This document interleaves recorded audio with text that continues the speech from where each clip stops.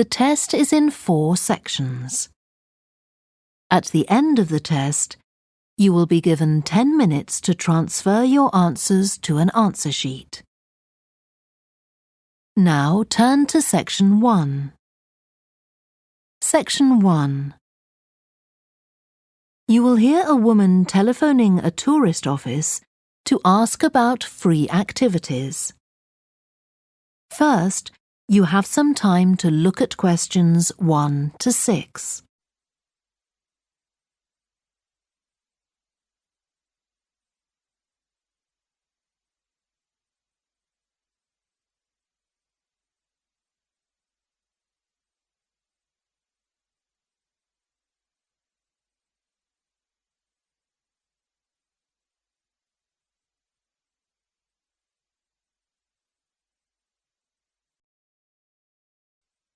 Good morning, this is Burnham Tourist Office, Martin speaking.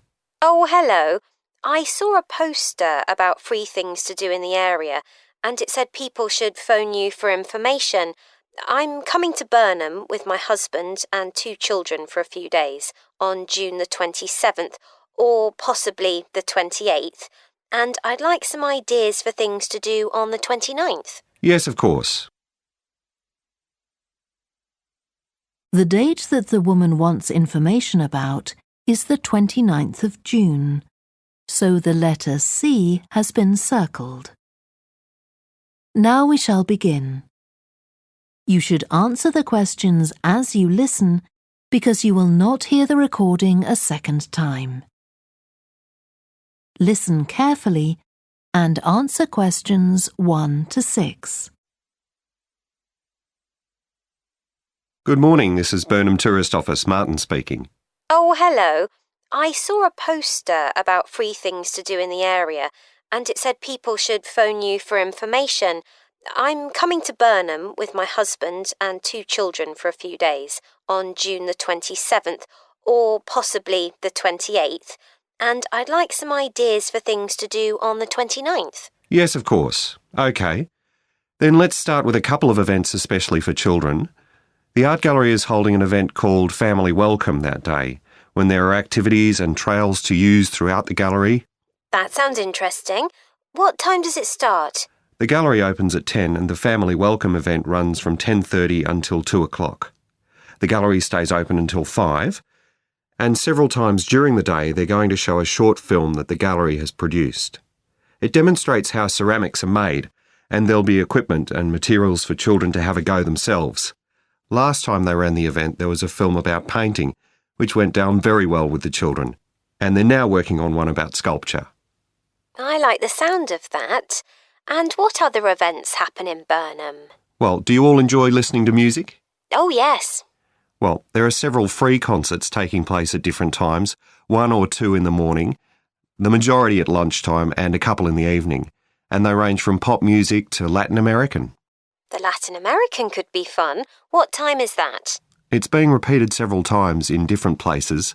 They're performing in the Central Library at 1 o'clock, then at 4 it's in the City Museum, and in the evening at 7:30 there's a longer concert in the theatre. Right. I'll suggest that to the rest of the family. Something else you might be interested in is the boat race along the river. Oh, yes. Do tell me about that. The race starts at Barford Marina to the north of Burnham and goes as far as Summer Pool. The best place to watch it from is Charlesworth Bridge, though that does get rather crowded. And who's taking part? Well, local boat clubs, but the standard is very high. One of them came first in the West of England Regional Championship in May this year. It was the first time a team from Burnham has won.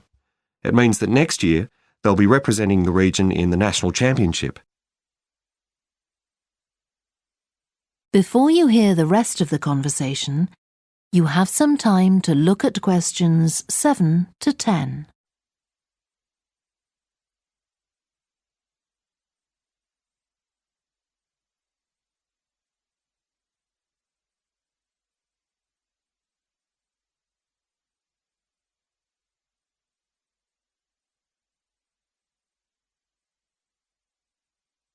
Now listen and answer questions 7 to 10. Now, I've heard something about Paxton Nature Reserve. It's a good place for spotting unusual birds, isn't it? That's right, throughout the year. There is a lake there as well as a river, and they provide a very attractive habitat. So it's a good idea to bring binoculars if you have them. And just at the moment, you can see various flowers that are pretty unusual. The soil at Paxton isn't very common.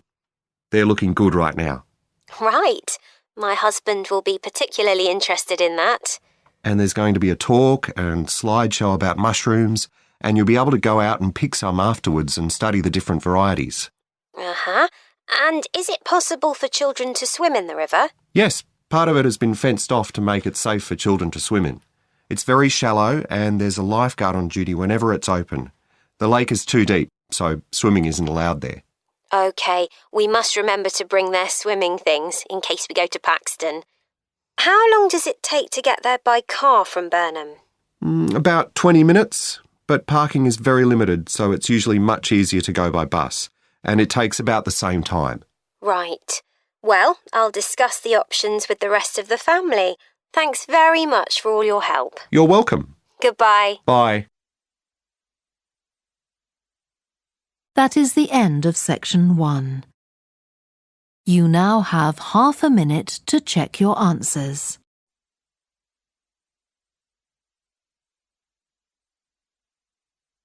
Now turn to section 2.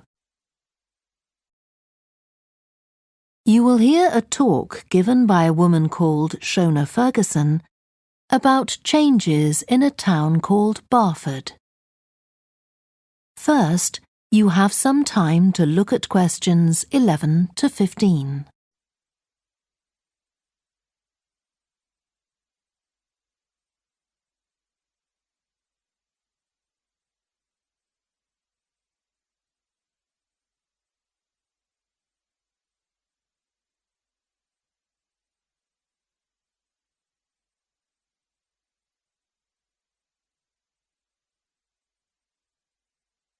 Now listen carefully and answer questions 11 to 15.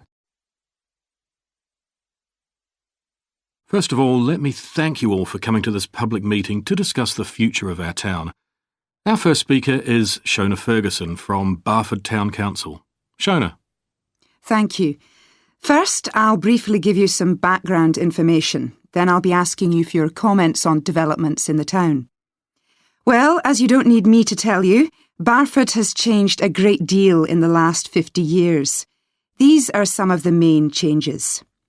50 years ago, buses linked virtually every part of the town and the neighbouring towns and villages. Most people used them frequently, but not now, because the bus companies concentrate on just the routes that attract most passengers. So parts of the town are no longer served by buses. Even replacing old, uncomfortable buses with smart new ones has had little impact on passenger numbers.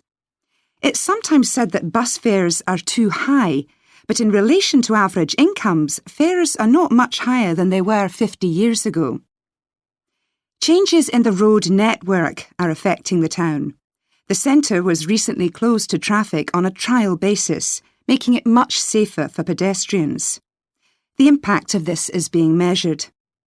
The new cycle paths separating bikes from cars in most main roads are being used far more than was expected, reducing traffic and improving air quality. And although the council's attempts to have a bypass constructed have failed, we haven't given up hope of persuading the government to change its mind. Shopping in the town centre has changed over the years. Many of us can remember when the town was crowded with people going shopping. Numbers have been falling for several years, despite efforts to attract shoppers, for instance by opening new car parks. Some people combine shopping with visits to the town's restaurants and cafes.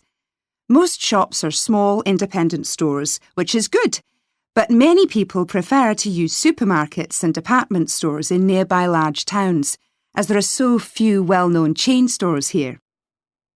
Turning now to medical facilities. The town is served by family doctors in several medical practices, fewer than 50 years ago, but each catering for far more patients. Our hospital closed 15 years ago. which means journeys to other towns are unavoidable. On the other hand, there are more dentists than there used to be. Employment patterns have changed along with almost everything else. The number of schools and colleges has increased, making that the main employment sector. Services such as website design and accountancy have grown in importance, and surprisingly perhaps, manufacturing hasn't seen the decline that has affected it in other parts of the country. Before you hear the rest of the talk, you have some time to look at questions 16 to 20.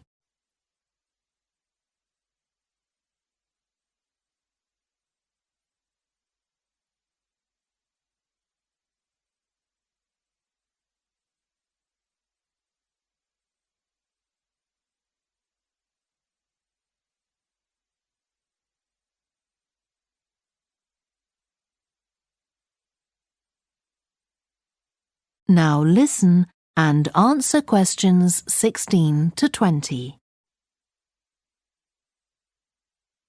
Now I'll very quickly outline current plans for some of the town's facilities, before asking for your comments. As you'll know if you regularly use the car park at the railway station, it's usually full. The railway company applied for permission to replace it with a multi-storey car park, but that was refused. Instead, the company has bought some adjoining land, and this will be used to increase the number of parking spaces. The Grand, the old cinema in the High Street, will close at the end of the year and reopen on a different site. You've probably seen the building under construction. The plan is to have 3 screens with fewer seats rather than just the one large auditorium in the old cinema. I expect many of you shop in the indoor market. It's become more and more shabby looking, and because of fears about safety, it was threatened with demolition. The good news is that it will close for 6 weeks to be made safe and redecorated, and the improved building will open in July. Lots of people use the library, including school and college students who go there to study. The council has managed to secure funding to keep the library open later into the evening, twice a week. We would like to enlarge the building in the not-too-distant future, but this is by no means definite. There's no limit on access to the nature reserve on the edge of town, and this will continue to be the case. What will change, though, is that the council will no longer be in charge of the area. Instead, it will become the responsibility of a national body that administers most nature reserves in the country. OK, now let me ask you... That is the end of section 2. You now have half a minute to check your answers. Section 3. You will hear 2 students called Helen and Jeremy, who are studying creative writing, discussing a project for their course which involves writing and illustrating stories for children. First, you have some time to look at questions 21 to 26.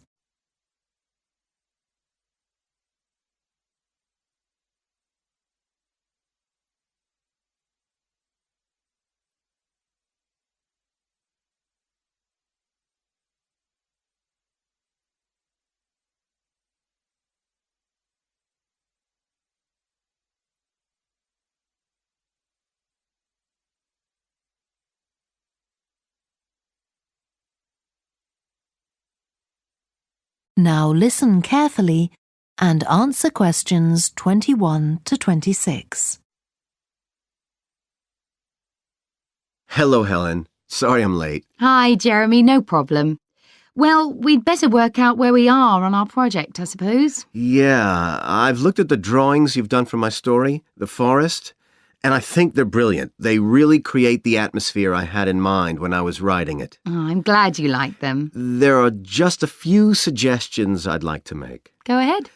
Now, I'm not sure about the drawing of the cave. It's got trees all around it, which is great, but the drawing's a bit too static, isn't it? I think it needs some action. Yes, there's nothing happening. Perhaps I should add the boy, Malcolm, isn't it? He would be walking up to it. Yes, let's have Malcolm in the drawing. And what about putting in a tiger? The one that he makes friends with a bit later. Maybe it could be sitting under a tree, washing itself. And the tiger stops in the middle of what it's doing when it sees Malcolm walking past. That's a good idea. OK, I'll have a go at that. Then there's the drawing of the crowd of men and women dancing. They're just outside the forest, and there's a lot going on. That's right. You wanted them to be watching a carnival procession, but I thought it would be too crowded. Do you think it works like this? Yes, I like what you've done. The only thing is, could you add Malcolm to it without changing what's already there? What about having him sitting on the tree trunk on the right of the picture? Yes, that would be fine. And do you want him watching the other people? No, he's been left out of all the fun, so I'd like him to be crying. That'll contrast nicely with the next picture where he's laughing at the clowns in the carnival. Right, I'll do that. And then the drawing of the people ice skating in the forest. I wasn't too happy with that one. Because they're supposed to be skating on grass, aren't they? That's right, and it's frozen over. At the moment, it doesn't look quite right. I see what you mean. I'll have another go at that. And I like the wool hats they're wearing. Maybe you could give each of them a scarf as well? Yeah, that's easy enough. They can be streaming out behind the people to suggest they're skating really fast. Great. Well, that's all on the drawings. Right. So you've finished writing your story, and I just need to finish illustrating it, and my story and your drawings are done. Before you hear the rest of the discussion, you have some time to look at questions 27 to 30.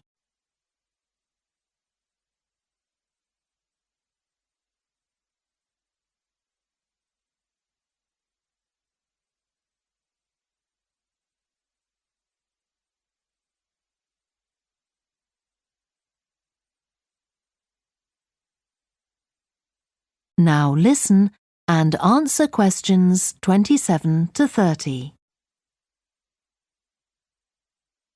So the next thing is to decide what exactly we need to write about in the report that goes with the stories and how we're going to divide the work. Right, Helen. What do you think about including a section on how we planned the project as a whole, Jeremy? That's probably quite important. Yeah, well, you've had most of the good ideas so far. How do you feel about drafting something? Then we can go through it together and discuss it. OK, that seems reasonable. And I could include something on how we came up with the ideas for our two stories, couldn't I? Well, I've started writing something about that, so why don't you do the same and we can include the two things? Right. So what about our interpretation of the stories? Do we need to write about what we think they show, like the value of helping other people or that sort of thing? That's going to come up later, isn't it? I think everyone in the class is going to read each other's stories and come up with their own interpretations, which we're going to discuss. Oh, I missed that. So it isn't going to be part of the report at all? No. But we need to write about the illustrations because they're an essential element of children's experience of reading the stories. It's probably easiest for you to write that section, as you know more about drawing than I do. Maybe, but I find it quite hard to write about. I'd be happier if you did it. Okay. So when do you think we can get this ready? That is the end of section 3. You now have half a minute to check your answers. Section 4. You will hear part of a lecture to business students about the use of one particular type of research known as ethnography. First, you have some time to look at questions 31 to 40.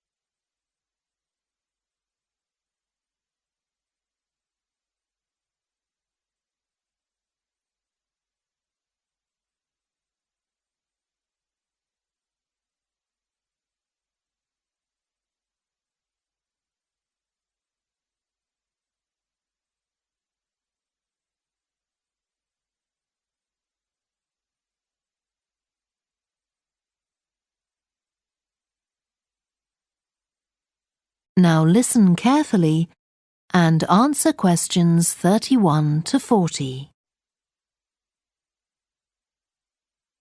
So, what I'm going to talk about to you today is something called ethnography. This is a type of research aimed at exploring the way human cultures work. It was first developed for use in anthropology, and it's also been used in sociology and communication studies. So, what's it got to do with business, you may ask? Well, businesses are finding that ethnography can offer them deeper insight into the possible needs of customers, either present or future, as well as providing valuable information about their attitudes towards existing products. And ethnography can also help companies to design new products or services that customers really want. Let's look at some examples of how ethnographic research works in business. One team of researchers did a project for a company manufacturing kitchen equipment. They watched how cooks used measuring cups to measure out things like sugar and flour. They saw that the cooks had to check and recheck the contents because although the measuring cups had numbers inside them, the cooks couldn't see these easily. So a new design of cup was developed to overcome this problem, and it was a top seller. Another team of ethnographic researchers looked at how cell phones were used in Uganda, in Africa. They found that people who didn't have their own phones could pay to use the phones of local entrepreneurs. Because these customers paid in advance for their calls, they were eager to know how much time they'd spent on the call so far. So the phone company designed phones for use globally with this added feature. Ethnographic research has also been carried out in computer companies. In one company, IT systems administrators were observed for several weeks. It was found that a large amount of their work involved communicating with colleagues in order to solve problems, but that they didn't have a standard way of exchanging information from spreadsheets and so on. So, the team came up with an idea for software that would help them to do this. In another piece of research, a team observed and talked to nurses working in hospitals. This led to the recognition that the nurses needed to access the computer records of their patients no matter where they were. This led to the development of a portable computer tablet that allowed the nurses to check records in locations throughout the hospital. Occasionally, research can be done even in environments where the researchers can't be present. For example, in one project done for an airline, respondents used their smartphones to record information during airline trips, in a study aiming at tracking the emotions of passengers during a flight.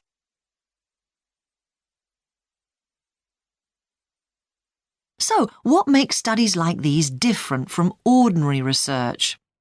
Let's look at some of the general principles behind ethnographic research in business. First of all, the researcher has to be completely open-minded.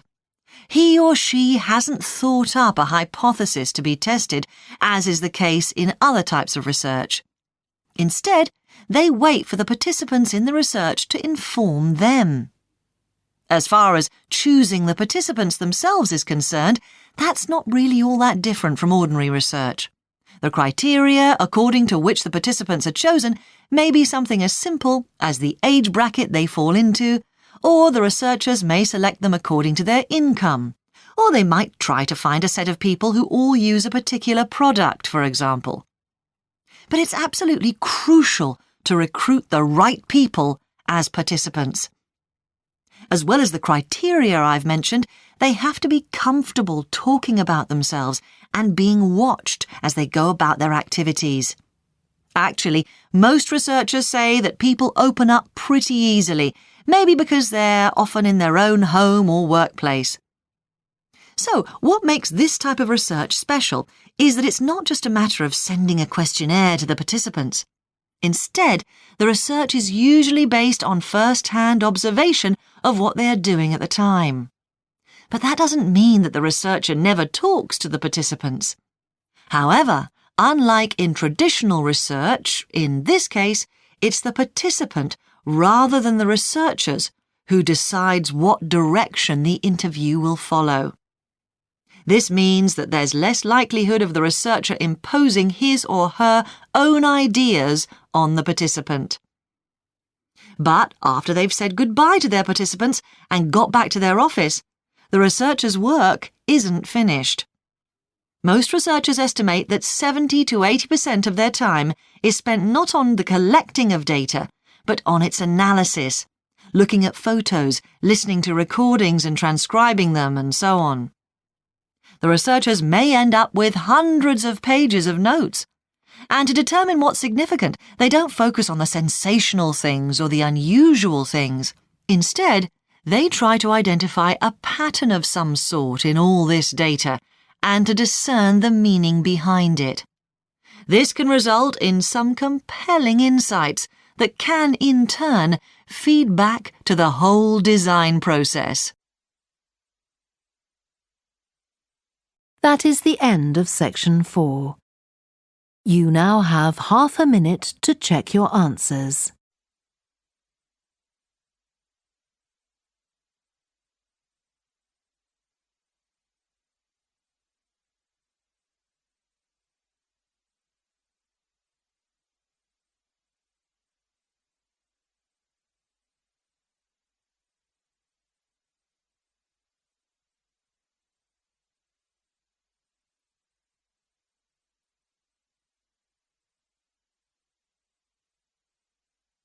That is the end of the listening test.